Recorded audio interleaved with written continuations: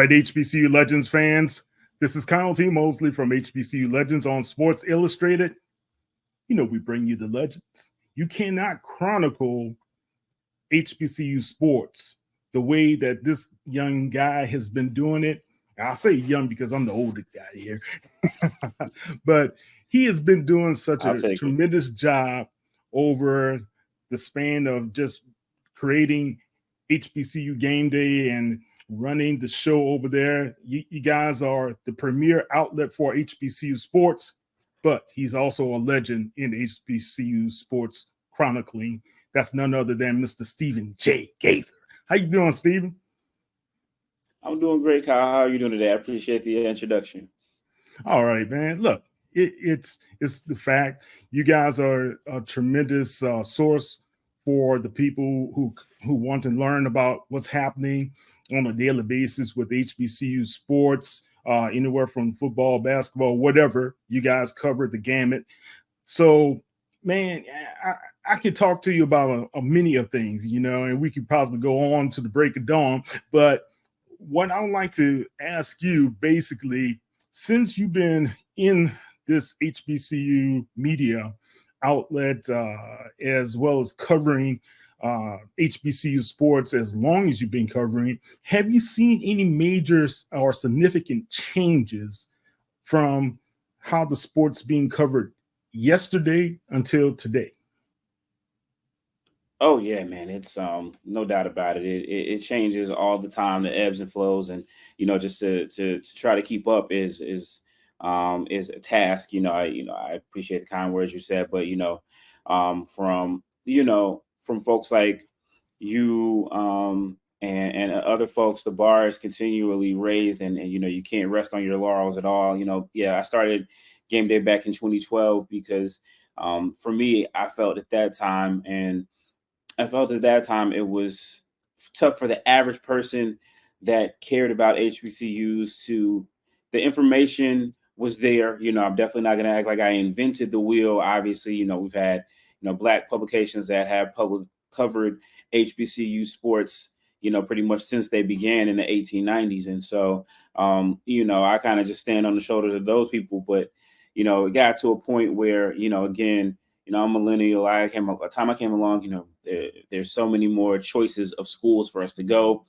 And Right. so, for college wise, and you get to media coverage, and obviously, black folks have been left behind in a lot of ways in the for a long time in the digital media, and especially, visual arts and TV stations. It just takes a lot more to run those. So I just felt back in 2012 it was hard to there was really the only way you could keep up with it or try to keep up with it was on message boards, and definitely would be amiss if I didn't shout out Anadan, Yes. which their founder Eric Moore is no longer with us, and then also MEAC fans. When I was at school at WSSU, I followed that pretty religiously. So but those were kind of it, and it was basically just kind of aggregating whatever the mainstream media would put out there, and also Black College Sports page put out there by my good friend Lou Williams. Right. But I just felt like it was slow to try to. Everything was slow, and it was like those black newspapers for the most part came out weekly. They didn't have the greatest web presence, and a lot of times their web product was basically their weekly newspaper that was online. So I just felt like it was very slow to get that information and to keep up with it. And so, that's when I started Game Day back in 2012. But man, I guess, for sure, it's definitely ballooned and mushroomed. After I started back in 2012, you started seeing other folks kind of see HBCU sports as a Mhm. whole thing. So, a couple years later, ESPN decided to come out with the Undefeated, and covering their HBCU coverage. And then little by little, you began to see mainstream outlets, kind of seeing HBCU sports as a collective. I would think I was just fortunate enough to be able to see it early enough and just kind of start jumping onto it.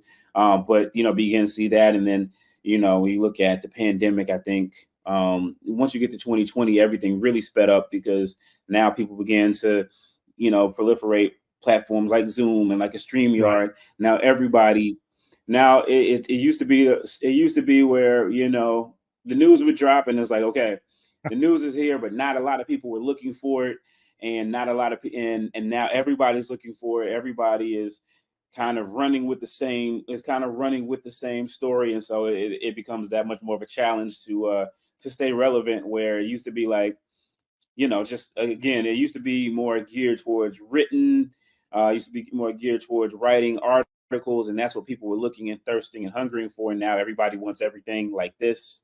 So it's it changes and ebbs and flows all the time, and so it's a struggle to keep up with it all. But you know, it's a part of the task. So you know, I was looking forward to it. Yeah, you're right, man. Because since I've, you know, done the full time HBCU, I was doing little bits and pieces what I can while publishing the Saints site for Sports Illustrated, right? And I noticed, just especially over the past year, 2 years, 2 seasons, if you're not jumping on YouTube or having some sort of video connection with the audience to be able to engage them, people are not really reading as much any longer. And that's been a challenge, not only for HBCU, but also professional sites as well. So I know the media side has been, what can we do to be able to deliver different content and make it interesting enough to be able to give a different angle for people to want to engage and read and just connect with your you know, creativity that you're putting out there. So but you guys do a great job. You trick people. You almost have to what? Say that again. You almost have to trick people. You almost have to trick people into reading things these days. It seems like in a lot of ways. But I didn't mean to interrupt your thought. No. That's cool, man. Because I was talking to one of my writers and I said, hey, look, I come from the old newspaper days where you had to have that headline to be able to get their connection. And these days, people take what used to be a part of affiliate marketing and say, oh, that's clickbait. Oh, you're just trying to get us to read. Yeah. How else can we be able to get the content and keep delivering it unless you're reading the content? But the clickbait, the fake articles, the fake news, and all this other crap that's out there, that's not what we're delivering. And you guys have been doing a great job. Tali Carr is a part of your team. And talk about your team as a whole, because you have studio content that you guys deliver. At the games, y'all are on site with Wally and those guys. Talk about your team and what you've been able to create from there. Yeah, no, it's nothing short of a blessing. You know, again, when I started this back in 2012, it was just me with a blogger and a WordPress site. But you know, again, I felt like we needed to have, and again, this is when before ESPN was really even talking about covering HBCUs as a whole. I felt like we needed something like that for HBCUs, and so I didn't know how that I was going to create that or if I even could. But you know, it just so happened that you know, I started, you know, just kept going doing what I was doing, which was, you know, I knew how to write, I knew how to have put up a very basic website to do articles, I knew how to do social media, and everything else I'd figure out. I didn't at that time. I had never really picked up a real, you know, DSLR professional style camera. Really? I'd never really done anything never done anything with video. That's tremendous, because your eye and the way you capture those images with your camera is just amazing, man. Well, I appreciate that. Yeah, it's I mean, it's something that you know, I just out of necessity, right? So when I first, you know, again, when I went to Winston-Salem State and graduated in 2009. So for me, you know, journalism was my track. And when I was in school, actually, Tali was an instructor there. And a lot of the things that they were talking about were this concept of digital convergence. And at that time, and we're talking about the mid 2000s, you know, blogs were just becoming a thing. YouTube came out when I was in college. Facebook came out when I was in college. Twitter came out when I was in college. So all of these things were happening, but they were very, in my mind and a lot of people's mind, very abstract concepts. You know, you only really thing that I knew that former WSSU grad Stephen A. Smith started off as a writer, and now he was on television.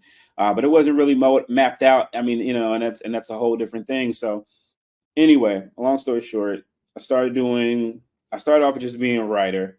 Then out of necessity, I knew social media just from being a part of a generation where it came of age as I came of age. So that was, I think that was one thing that I had working in my favor. I was I was just old enough to try to figure out how to use it in a way that I wasn't just like throwing things. Well, I'm not gonna say I was throwing things at the wall, but I was just old enough to where I could use it where I wouldn't necessarily shoot myself in the foot, and then just young enough, and then also young enough to be able to be ahead of a lot of folks. Again, most of the folks who were passionate or had the knowledge about HBCUs at that time, they weren't really. It really was like kind of like the Wild Wild West. It was Right. like pioneer land. So Right. anyway, so a couple years later, I run into Tolly. He's doing some video freelance work for some other for some TV folks, and so we just connected, and he kind of felt me out and found out what I was about, and kind of at that point, we had a couple thousand followers, mostly on Twitter, had a website, had some stories to hit, to kind of make some rounds online, and we were, it was becoming that way. But I know, he told me that he thought that it was a group of us that did this, and went to the games and tweeted about things, and and I obviously knew what he could do, just from being in Winston-Salem and watching what he did with a lot of my classmates, including Chico Bean, who's now with the 85 Chico, South Show. Yeah. So we were. Wow. Yeah, we were in school at the same time. Tolly taught him as well. So, so again, just knowing him, and then that coming together, because I didn't have any video experience, and so obviously that's where he shines. And so we began to work together into 2014, beginning in 2015, and then 2016, Wally Pitt joined the crew as well. His dad is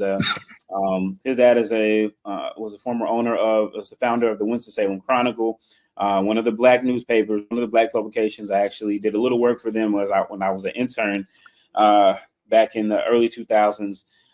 And so, obviously his family is steeped in the tradition of HBCUs and media. So, between the three of us, we just, we connected, and, just kind of trying to build this thing out, and we've been doing it, full time, the three of us now, since 2016. And so, it's been a climb. But it's been a great journey, and hopefully, I feel like the best is yet to come. So, but it's been quite a ride, and we've had a lot of people, that will come and make contributions and then go on to elsewhere. So it's definitely just been a blessing to see it all come together and see what's next. Yeah. A lot of talent has come through you guys and gone on to do some great things. I know Wilton Jackson is one. Wilton is now a contributor with Black Sports Insiders as well. Right. But he's also done some stuff with Anscape and Sporting News, and won a couple journalistic awards as well. So he's done a tremendous job. Hey, I'm Kyle T. Mosley of HBCU Legends. We will be back with more of our conversation with Stephen J. Gaither of HBCU Gameday. But don't forget, go to hbculegends.net to read our articles on all HBCU sports. And you can check us out on our podcast, me as well as Coach Darryl Stewart. And you go to Red Circle, iTunes, Spotify, Google, the whole gamut. We are on all of these platforms. Thank you for the support, and continue listening to our conversation with Stephen J. Gaither. Thank you.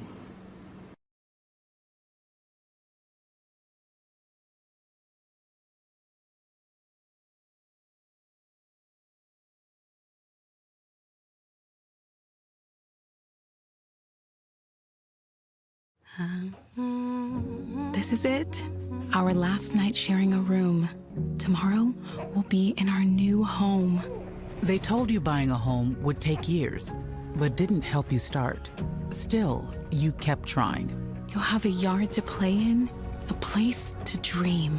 Hope makes it happen. With tailored mortgage solutions, Hope Credit Union makes home ownership happen for thousands of people, regardless of income or credit. Brighter futures begin with Hope. We wish to plead our own cause. Too long have others spoken for us. This is an opportunity for us to be able to speak to our issues. Y'all better understand something real quick. We ain't going nowhere.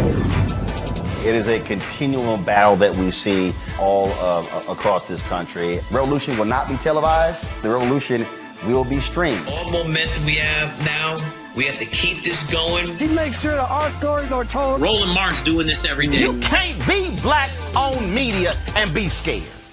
Technology lets you monitor your pet when you're not at home.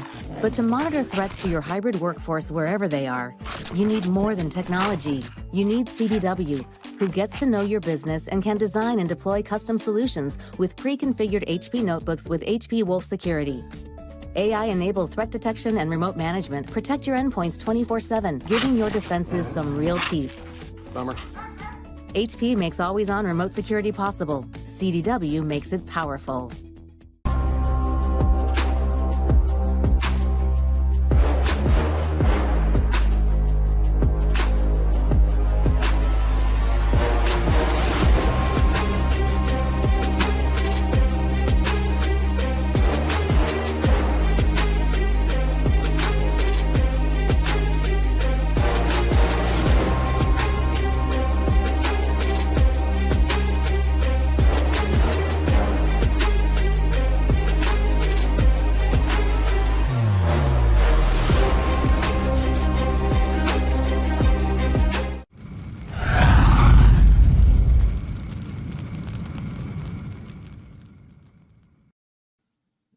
Yep. So, no doubt. Okay, so you guys are at the MEAC SWAC Challenge, right? And you've been covering that event. The MEAC has pretty much owned the SWAC over the years. Past couple of seasons, Jackson State as well as Alabama State have won the game and the annual event. Talk about the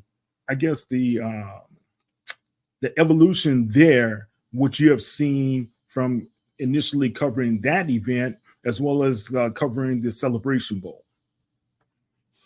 It's been a blessing, man. I was just thinking about my first time coming to cover a game in Atlanta back in 2015, the Atlanta Football Classic. I came with some fellow alumni from WSSU, and obviously WSSU wasn't in it, but we were just here to support HBCUs and cover it. At that time, the Celebration Bowl had not, and actually it was 2014. So at that time, this was actually before the Celebration Bowl had even been announced. So, okay. I remember coming here for that, and that was a great experience. But then, obviously the MEAC SWAC Challenge predates HBCU Gameday. I think it started actually when I was in school. So it's been out for a while, but they have they moved around from a couple different places. I think they were in Florida, then they went to Alabama for a while, and then they went over to some schools. But they found a home here and created a home here in Atlanta, starting with the first game in 2018. I had the pleasure of checking that out. That was Prairie View and North Carolina Central. And then, after the pandemic happened and the SWAC had their football season back in the spring of 2021. But the MEAC SWAC, I feel like it's really made a leap in these last couple of years. When you talk about it being on the major platforms, being on ESPN and now ABC. Back in 2021, I know John Grant and those guys have done a great job putting them in position to really make this a thing that's bigger than just HBC. It's bigger than those two conferences. It's bigger than HBCUs. It's really like a kickoff to college football season. So, I know they were on Good Morning America and a couple other things as well. And, I think they had College Game Day here, that game as well. The Migos performed probably one of the last times that all three of them performed together before Takeoff passed away.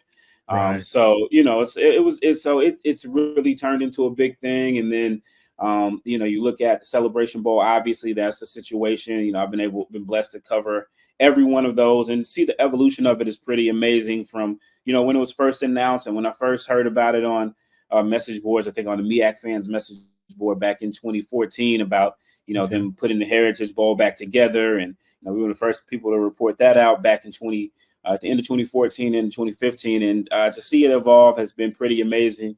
These were things that, we've had, big games of football. We've had classics for decades, over a century now. And then we've also had, attempts at end of the year championship level match. But, obviously the Celebration Bowl being powered by ESPN and having that ESPN events behind it really has taken it to another level of success and everything like that. So it's been great to enjoy and see. So it's been, and now it's pretty consistent. You start the season in Atlanta and you'll end the season in Atlanta. So it's definitely been a fun ride to cover for this last decade or so. Yeah, definitely. I think you have to credit the vision of John Grant. He's done a tremendous job just trying to get more and more auxiliary events surrounding the MEAC SWAC Challenge as well as the Celebration Bowl. He's done a tremendous job there. But you see the interest across the nation. And, it was at an all-time high with Coach Ryan in the building. Right. But right now, it's an interesting year, in my opinion. And I wanted to get your thoughts as well, because I don't know if it's parity or it's just there's more opportunity for some of these teams to be able to rise up and be able to claim the national championship for Division I as well as Division II, because now Benedict has lost Chinnis Berry. He's gone on to South Carolina State. That opens the door there for programs like Virginia Union as well as Virginia State to possibly rise up. Talk to me about that part, because I know you're a CIAA guy, but how do you feel about this season as a whole? Yeah, no doubt on that. Well, I'm going to say this. I'm not really a CIAA guy, right? So when I went to WSSU, we were actually in both the CIAA and the MEAC. So really? I will say that definitely, yeah. Okay. So I will say that I'm definitely East Coast is my base of HBCU sports. Gotcha. That was what I was raised in. But I would say that you're on point. I think that again, when you look at the transfer portal, right? I mean, especially now, where now literally guys can go they can go to a new school every year as long as they're in good academic standing. Absolute game changer.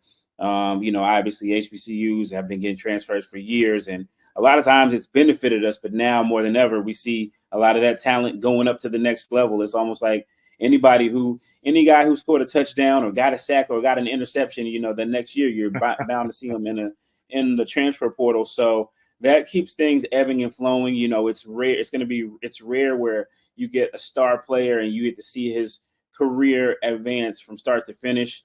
Davius Richard over at North Carolina Central, I think he's going to be one of the rarities. It's not going to happen a lot, and so.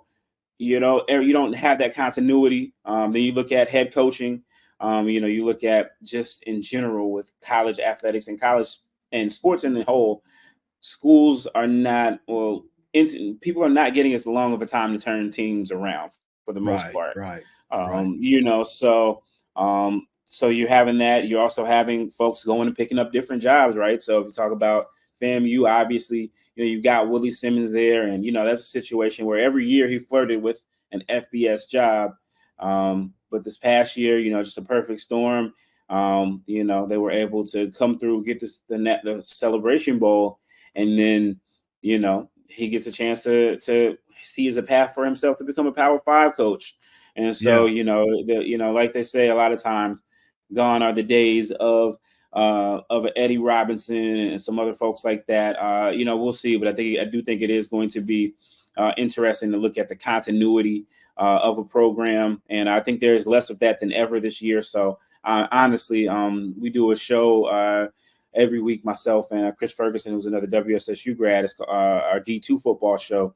We just kicked it off this last week, and I literally called it a preview, but kind of guessing. And that's really, to me, that's what it is. I mean, you just don't know. You don't know. It's very few knowns to me, more so than any time I've ever covered the sport over the last 18 years or so. So it's definitely a year that I think in every conference I'd say in every conference there are at least 4 teams, maybe not the CIAA, maybe not, but in every other conference, I'd say there are at least 3. I'd say in every conference, there's at least 3 teams that if they end up being the conference champion, I would not be surprised. So, it's just going to be, I think that's going to make for an entertaining season. I think it's going to make for an eventful season. I don't want to get ahead of you because I know we got the game coming up on Saturday, but it's, even if you look at last year, TC Taylor taking over Jackson State and all the new players he had and everything, how that, a year ago, who knew how that was going to turn out? So I think that's much more the norm than it has been previously. Yeah. Same thing here, man. You got because a lot of people didn't think Prairie View was going to do well, and Bubba McDowell has kind of steadied that ship, went to the SWAC championship. Of course, they ran into a tremendous FAMU team. It was difficult for them to be able to progress to the Celebration Bowl. But we have like Chris Dishman, NFLer. He comes in and he takes over. Fred McNair leaves. Well, we're kind of shoved out the door, so to speak, over at Alcorn and didn't get the job at Texas Southern. Now he's on the staff at Southern University. Terrence Graves takes over as the interim coach. Mickey Joseph up there. So we got guys all around. Hey, I'm Kyle T. Mosley of HBCU Legends. We will be back with more of our conversation with Stephen J. Gaither of HBCU Gameday. But don't forget, go to hbculegends.net to read our articles on all HBCU sports. And you can check us out on our podcast, me as well as Coach Darryl Stewart. And you go to Red Circle, iTunes, Spotify, Google, the whole gamut. We are on all of these platforms. Thank you for the support and continue listening to our conversation with Stephen J. Gaither. Thank you. This is it. Our last night sharing a room. Tomorrow, we'll be in our new home. They told you buying a home would take years, but didn't help you start. Still, you kept trying. You'll have a yard to play in, a place to dream.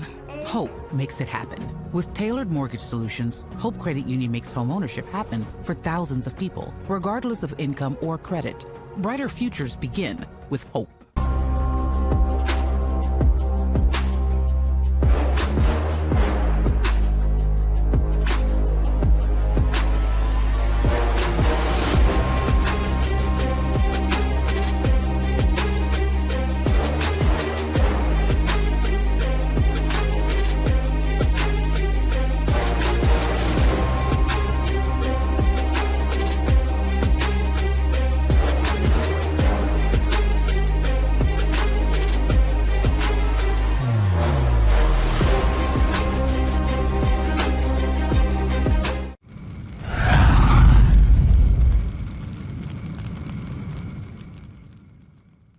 And I know also, I know we're just talking about football, but in basketball, the same thing has been happening. I know you guys had a change in basketball at your alma mater as well.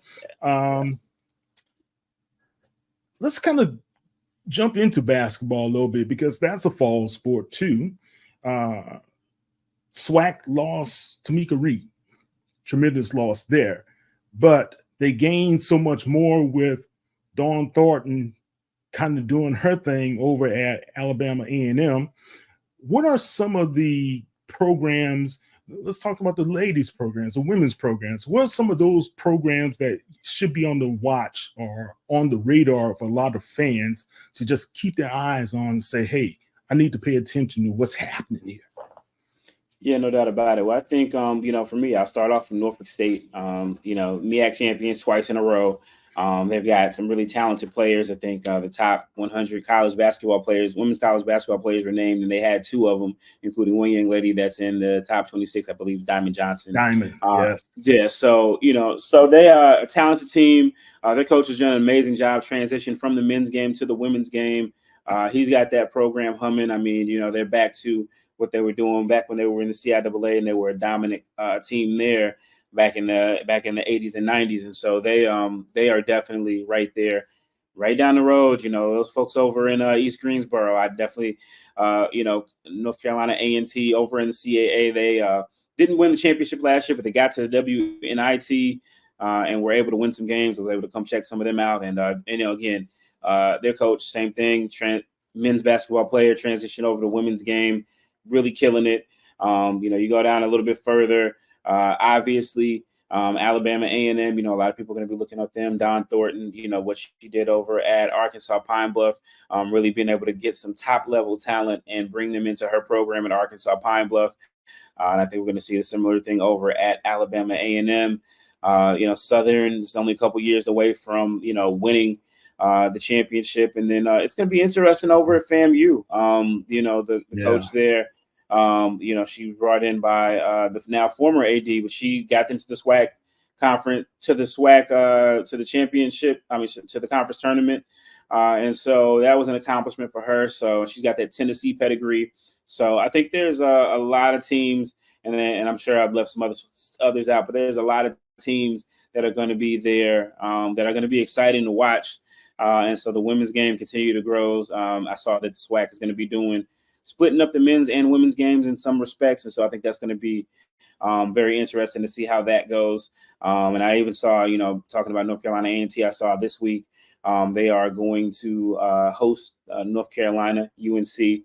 Oh, really? Which is not a far, which is not a far trip, but for them, a power team coming to an HBCU doesn't happen a lot. So kudos to them. They also stopped ducking the Winston-Salem State women as well. So it's definitely going to be a really interesting year, I think, in basketball for sure, and particularly in the women's side. Yeah, very, very interesting, man. Look, I was laughing to myself when Dawn Staley said, "Hey, we can't get anyone out to play us."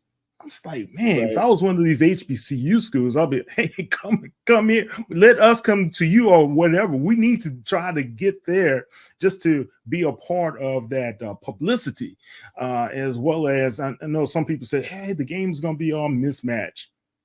Hey, it's a learning experience for these young ladies, and to be able to see the bigger picture, maybe able to help them out and grow them as a player. That's my opinion. What are your thoughts? Man, I don't know, man. It's playing South Carolina right now. I mean, man, that's tough sledding. That's a tough one. Yeah, it is. I don't know how much you learn from getting shellacked like that, but I don't know. Obviously last year we saw the Mississippi Valley score that was kind of crazy. But they played HBCUs in the past. Obviously they played. I believe they played North Carolina A&T. They played. They'll usually play a local D2 team. So Benedict, they played them some of the years when Benedict was really good, and I think they did win the championship. So it'd be interesting. She also has a former player for her that's coaching over at Allen, one of the last hires that Jasher Cox made before he headed over to Notre Dame. So, and obviously they've matched up against Norfolk State previously in the NCAA tournament. So, there's so much basketball, especially, when you look at that Virginia, North Carolina, South Carolina, and I do make sure I separate them. There is no Carolina. It's North and South. So, but yeah, when you look in those couple of states, there's plenty of basketball programs to choose from, and really good ones. So hopefully some will be able to, go ahead and get that payday, make that money. Don't let it make them. Make that money, get the money games, the check games, right? Yeah. Check games. That brings me to the football side, where I know Deion Sanders, when he was with Jackson State, he didn't like it. Right. And I've talked to some coaches offline. They don't like it, but they understand the need for it, especially with programs that have been not as financially rich as others, right? Right. Does that, because LSU played Grambling last year, there was significant injury in that game. And this season, Prairie View goes up to Michigan State to play those guys. Do you think, because football is a violent sport anyway, do you think the injuries are something that should be the major concern when an athletic director is scheduling these games, or is it just, hey, you just got to roll with it? Yeah, that's a tough one. I think for me, again, all these years of covering it, I mean, every year there'll be, there'll probably be a half a dozen to a dozen HBCUs playing an FBS squad, and then some of them, not necessarily so much the Power Five, but I was able to go to LSU and Southern 2 years ago, and they played each other in Baton Rouge for the first time. And there were no major injuries in that game, but people will always, again, since I came into HBCU sports and on the national level, the topic of money games has always been a raging debate.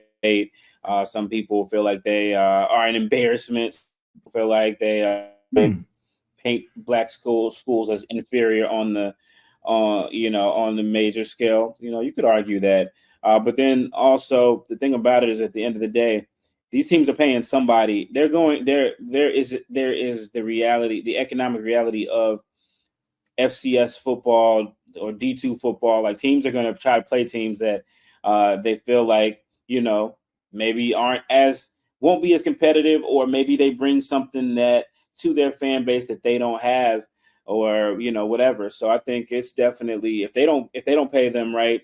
I mean, again, I just look at North Carolina, for example, right? If UNC is playing North Carolina Central, so if they don't play them, then hey, maybe they'll play.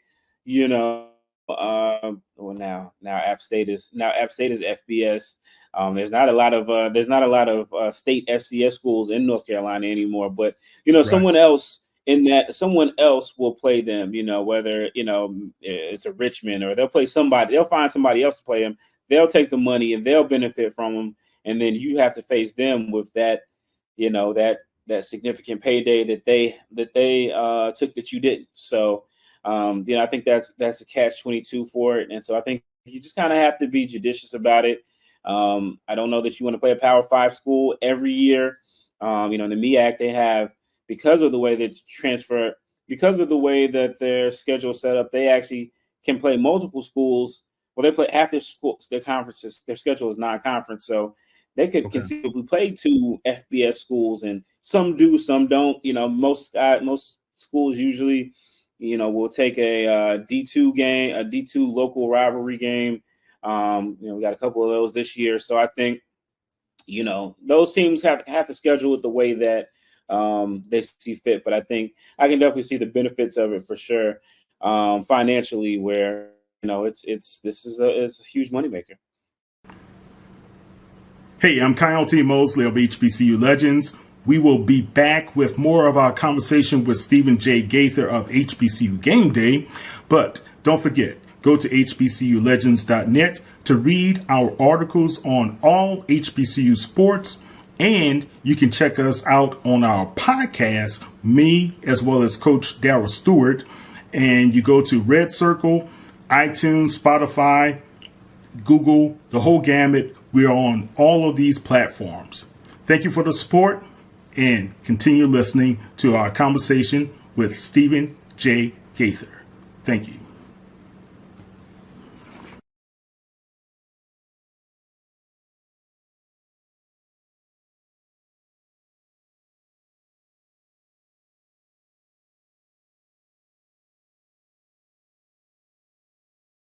Technology lets you monitor your pet when you're not at home. But to monitor threats to your hybrid workforce wherever they are, you need more than technology. You need CDW, who gets to know your business and can design and deploy custom solutions with pre-configured HP notebooks with HP Wolf Security. AI-enabled threat detection and remote management protect your endpoints 24/7, giving your defenses some real teeth. Bummer. HP makes always-on remote security possible. CDW makes it powerful. This is it. Our last night sharing a room. Tomorrow, we'll be in our new home. They told you buying a home would take years, but didn't help you start. Still, you kept trying. You'll have a yard to play in, a place to dream. Hope makes it happen. With tailored mortgage solutions, Hope Credit Union makes homeownership happen for thousands of people, regardless of income or credit. Brighter futures begin with hope.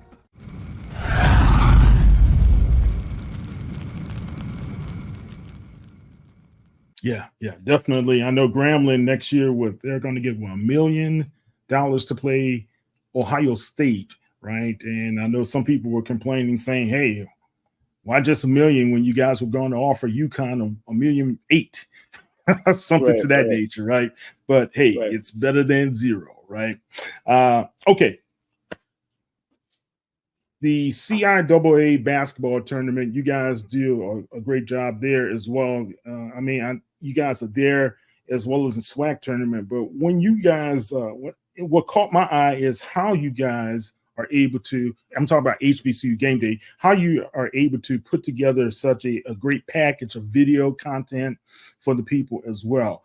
Why is that event so better, in my opinion, than a majority of the other HBCU tournaments?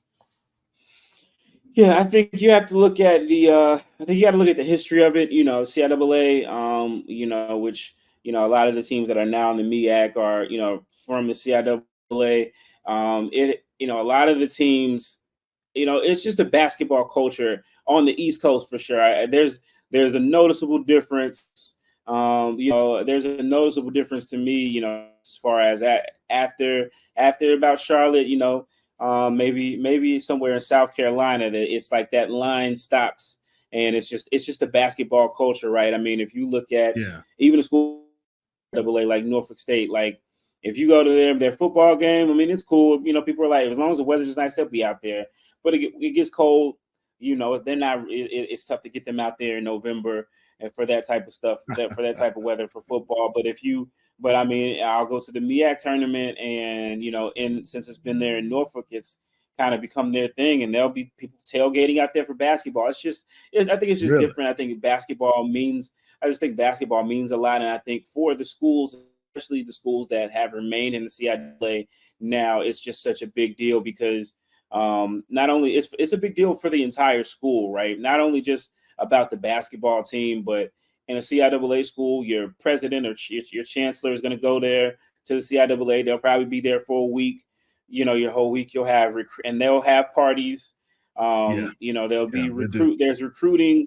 There's recruiting that takes place for the CIAA schools, especially now. I think it's really great that it's in Baltimore. You get a chance to recruit and expose people to their school. It's like they have education days and things like that.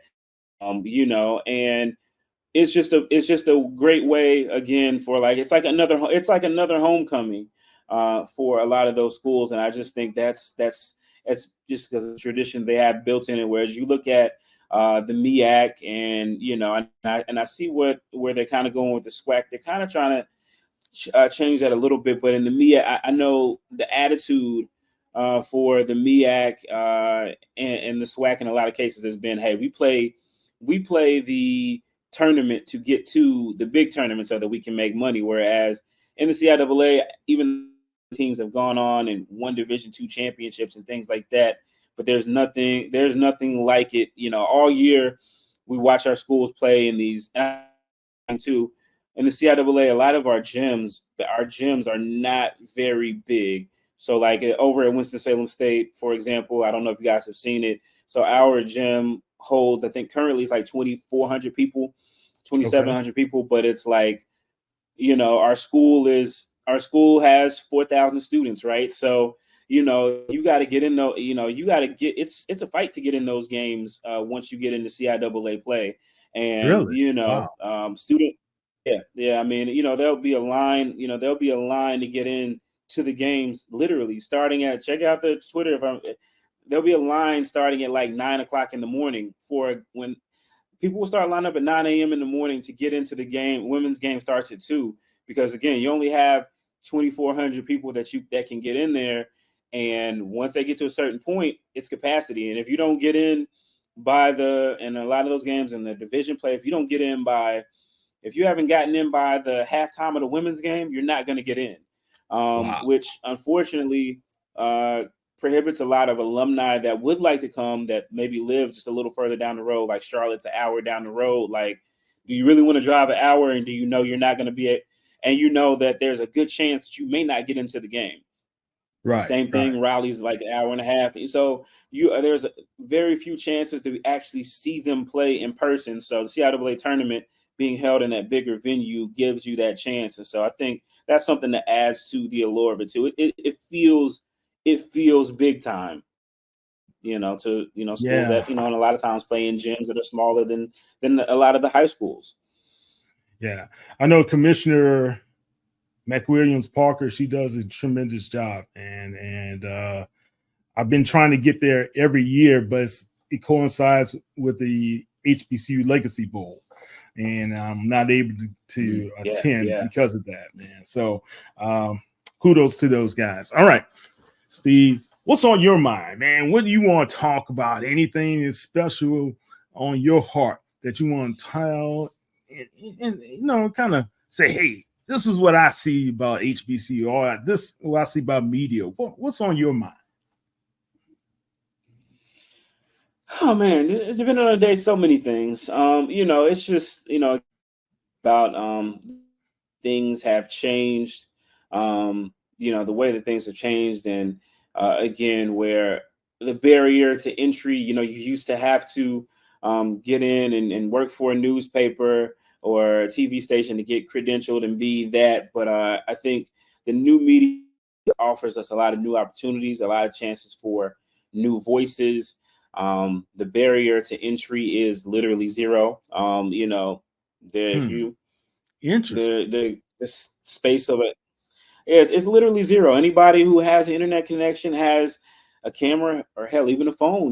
They can just get out there, see what's out there in the atmosphere, start talking about it, and build a voice and go from there. And I think that is something that it can be good or it can not be good.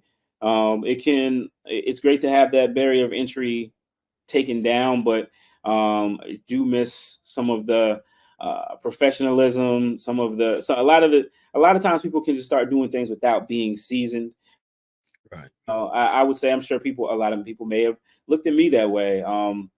It's interesting too. Just as I was getting ready to prepare for this, Joe Daniels. I think I'll say this. I think for me, where I am now in my career, I used to be the young guy, and obviously there's people that are in this that are a lot younger than now. And then there's still some folks obviously that I look up to as well.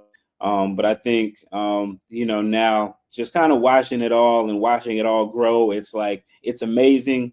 Some days I'm like, wow, what in the hell have we built? And then some days I'm like, wow, this is really amazing. So it's definitely just being able to see and trying to take in all of the changes that are going on so rapidly. We just lost, trying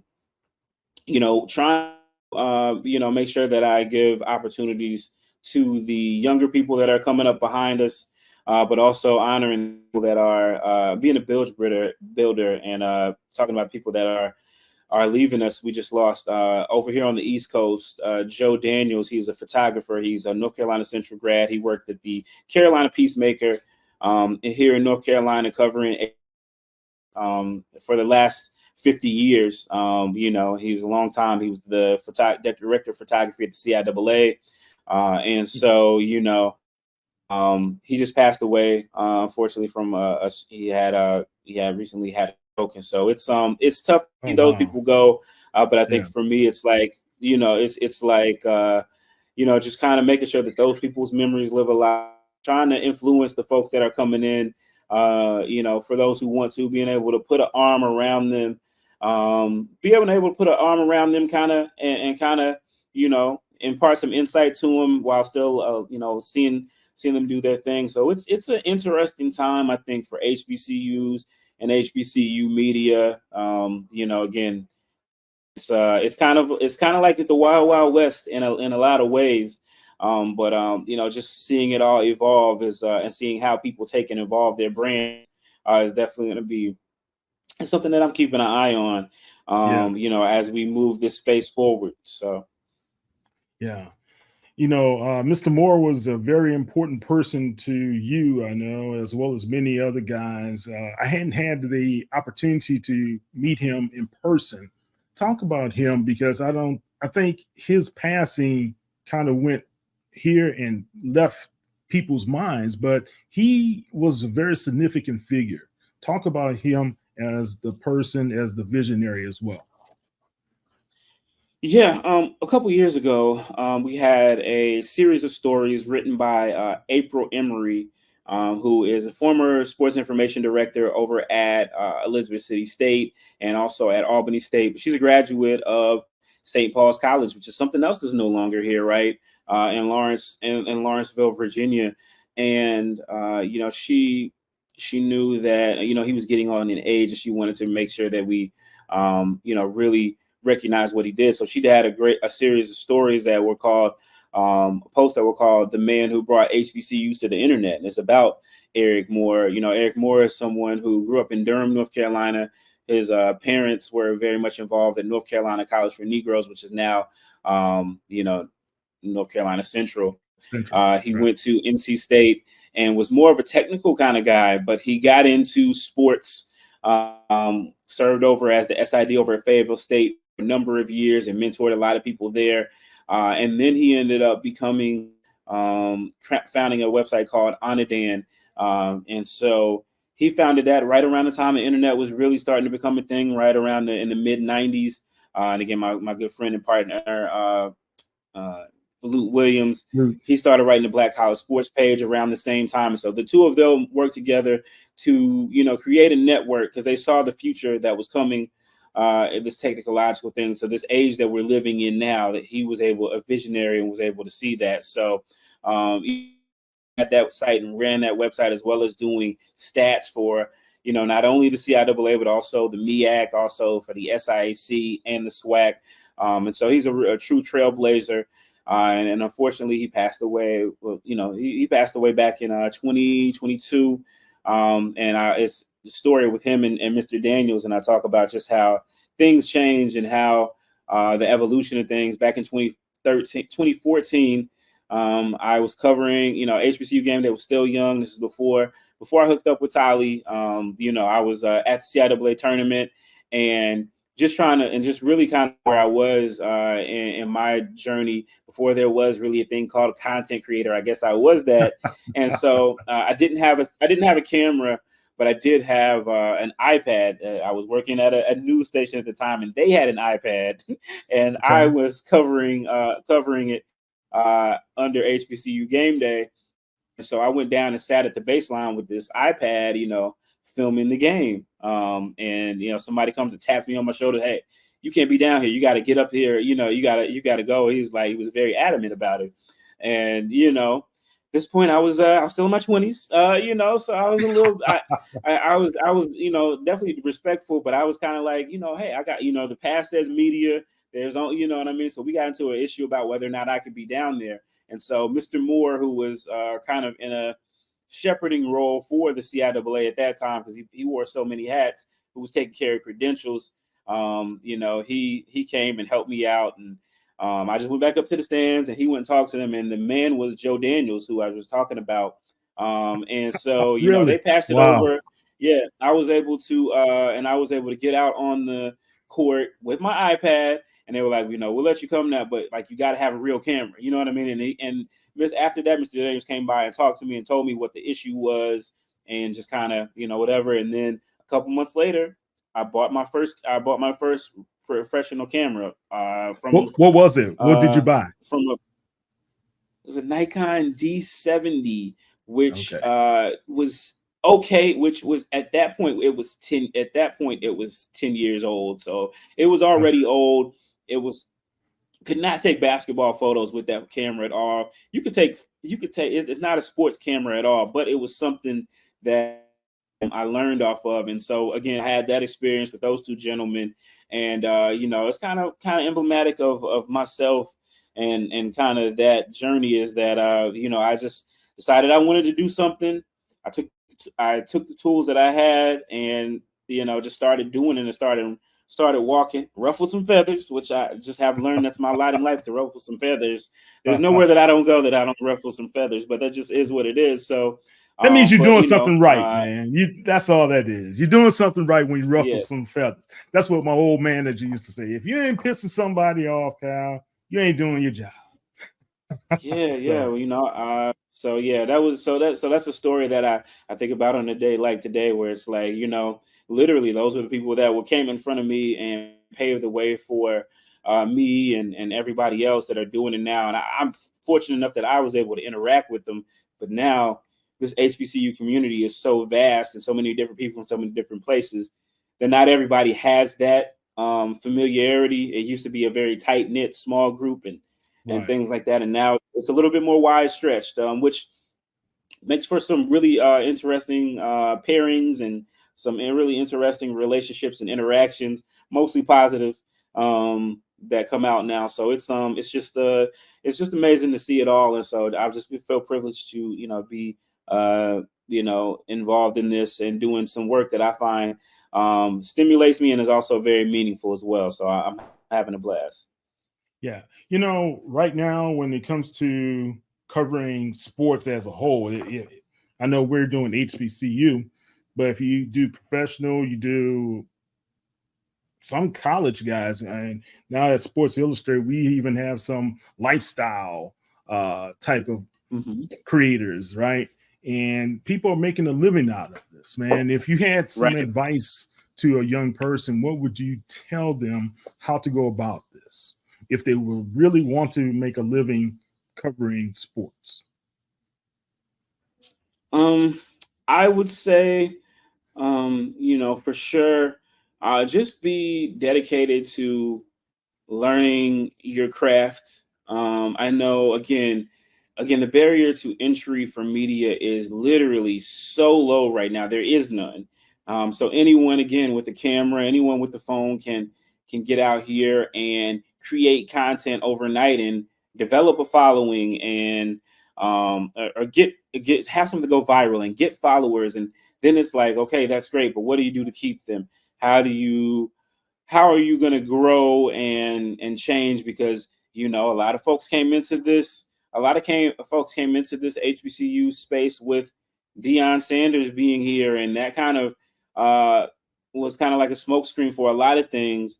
And there were so many things that, you know, would blow up just because of that. But now that we're in this post-prime era, how are you going to differentiate yourself? How are you going to keep your audience there where a lot of folks are chasing the same story? And as much as we like to think so, maybe the direct audience isn't quite as vast as we once thought of the diehards. And how do you work that out? So it's I would say, again, you know, learn your craft, have fun with it, but learn your craft, build relationships. Relationships are I think that relationship building, I think, is something that a lot of people don't get until it's way too late. They don't understand how having good relationships, how much that can help you, how that can get you in the door, and how having relationships that are adverse can hinder you or at least be annoying to you. And I think you know, the thing about it is it's easy to get online and, you know, say stuff and say whatever, but, you know, face to face is never going to go completely away. And there's some things that you're going to have to do face to face with people. And so, you know, you have to be every interaction online, you literally have control of. There's going to be some times where you have to learn when to confront and what to ignore. And I think that's been a big lesson for me. And I would say for anybody who's coming into this, who wants to build a following, look, know is that as many people that are going to love you, there are going to be there people that don't like you, think you're biased against them and their team. And if you're spending all your time you know, getting into dog fights with them, you're not going to be able to do everything that you need to do, because that takes your time, effort, and energy. So yeah, again, just, you know, have the passion, but also learn your craft, build relationships, and know what to engage and what to ignore. So those would be my tips. Yeah, those are great tips because it's so true, man. Everything you write will be critiqued, good, bad, and ugly, right?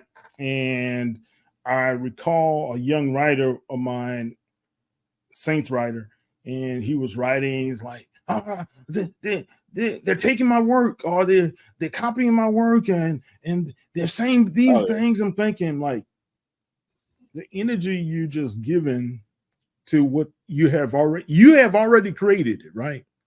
Yes. So the energy you're giving to try to protect your name or whatever you think you're protecting, you're wasting more energy because you could be creating more. So right. I think the most important thing I would say, is also trying to use the creative juices God is giving you. And like you said, the relationships mean a lot too. Talk to the older guys in that's been there, done it, and kind of pick their brains. And I don't see some of the guys that have been like negatively attacking people for no reason whatsoever. They don't do enough of just saying, "Hey, man, let me get your opinion." Versus they've become opinionators and they're hanging their hats on just sharing their opinions instead of what's the facts. Let's talk about the facts and how we report the facts. And you can do that in different ways. So that's just my thoughts on it. But I appreciate everything you guys have done, and you keep on doing what you're doing, man, and keep grinding in this field, man. Okay.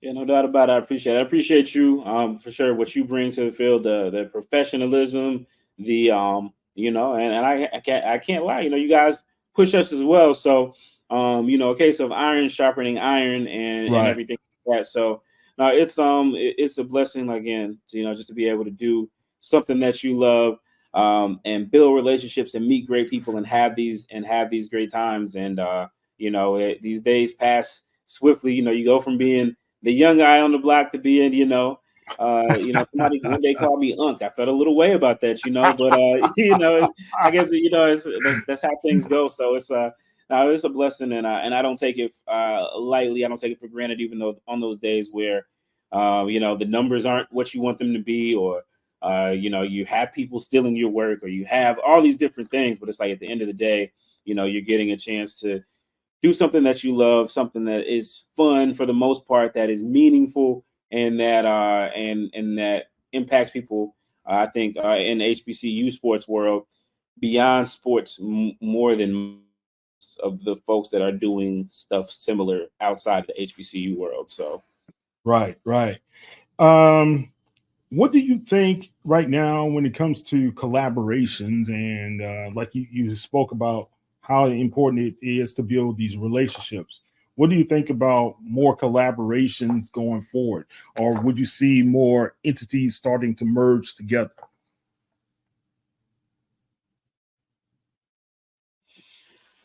Yeah, I think I definitely believe in collaboration. Again, when HBCU Gameday was just me, I just started saying we, because I knew that as great as I think I am, as great as I think I am, or whatever, I knew that for something to get big, it cannot be contained to a single individual.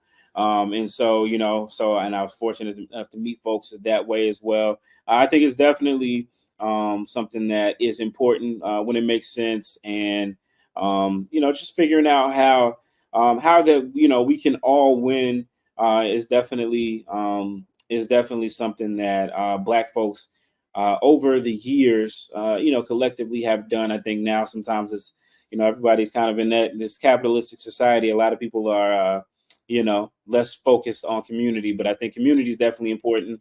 I wouldn't be where I am without community and collaboration. And I think, you would say the same as well. So no, it's definitely something that that I think, again, it's just the landscape changes. You're talking about the differences in media. I mean, there's even the differences in the level of access that you get. It used to be, you could anybody who had a TV camera roll out. They give you red carpet. You could do this, you could do that. And now it's like, as the HBCUs internally are building their internal media now, some of them are becoming more restrictive. Some of them are becoming more proprietary. And so again, it's when you collaborate and you can join those relationships, a lot of times even just that is something that can just help tremendously. Yeah, that's a great point. Real good point, man. All right, Steve, tell everybody on, I guess, how they can be able to follow you. If you under a basket didn't know who, under a rock you didn't know who Gameday is, how can they follow you guys on the World Wide Web? No doubt about it. Well, first and foremost, please, www.hbcugameday.com. That is our website. That is our bread and butter. The YouTube is nice, but we don't own YouTube. Twitter is great, but we don't own Twitter. But that website, hbcugameday.com, please, every day go check out the content that we have there, as well as our pages everywhere else on YouTube, on Twitter, Facebook as well. We're blessed to have, I think we're over 200,000 on Facebook, 60,000 on Twitter, on YouTube, 60,000 on Twitter, Instagram, and I think TikTok is over 200,000 as well. So just appreciate any platforms that are going out there. We're gonna try to be out there the most that makes sense. And but HBCUgameday.com is the hub for it all. So you go there, you can't go wrong. Yeah, you can't go wrong, guys. Follow Steve, and also, what's your Twitter?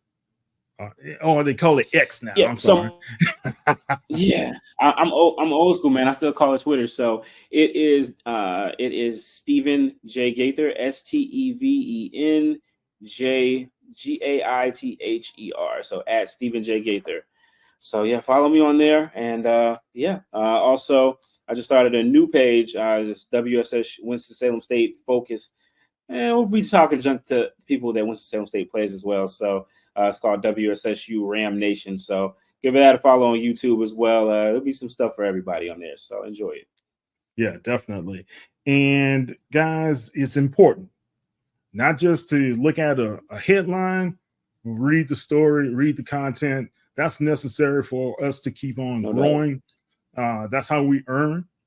And that's important for us to be able to make sure you guys engage with us on our platforms, man. Stephen, man, thank you so much for just being here. And again, much respect for everything that you guys are doing over there at Gameday. You got a friend over here at HBCU Legends. If people don't know it, you can't get rid of me. I don't care what you say. I think we're family now, babe. And let's just roll with it like that, okay? No doubt about it. I appreciate all the love and everything for sure. All right. That's Mr. Stephen J. Gaither of HBCU Gameday. I'm Kyle T. Mosley at HBCU Legends. Follow us at hbculegends.net. And you can be able to check us out on all social media platforms at HBCU Legends. And you can follow me at KTMOZE on X. All right, Steve, you have a good one. Have a great Friday and have a great coverage of the MEAC SWAC Challenge. Thank you.